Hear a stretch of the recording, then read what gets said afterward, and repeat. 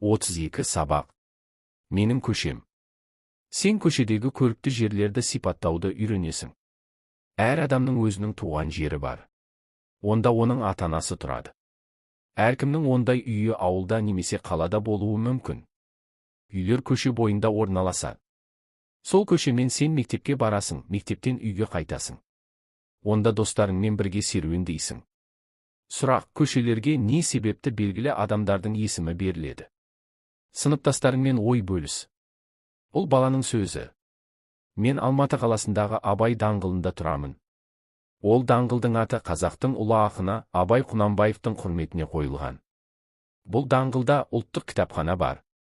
Ол Абылай хан көшесімен қиылысады. Қыз баланың сөзі. Менің үйім Абылай хан көшесінде орналасқан. Бұл ауылымыздағы ең үлкен көше. Оның бойында дүкен және мәдениет үйі бар. Өзің тұратын көшені суретке түсір. Оны төмендегі сұрақтар бойынша әңгімеле. Көше кімнің атымен аталады? Бұл көшеде қандай көрікті жерлер бар? Ескерткіштер, гүлзарлар, оқу орындары, т.б. Ол қандай көшемен қиылысады? Сұрақ: гүлзардағы өсімдіктерді не үшін өсіреді? Сыныптасыңмен әңгімелес. Өз көшемді көрем туған үйімдей, дыбысы да өмірдің өз күйіндей деген өлең жолдары бар. Бұл көшенің өзіне ұнайтынын білдіреді.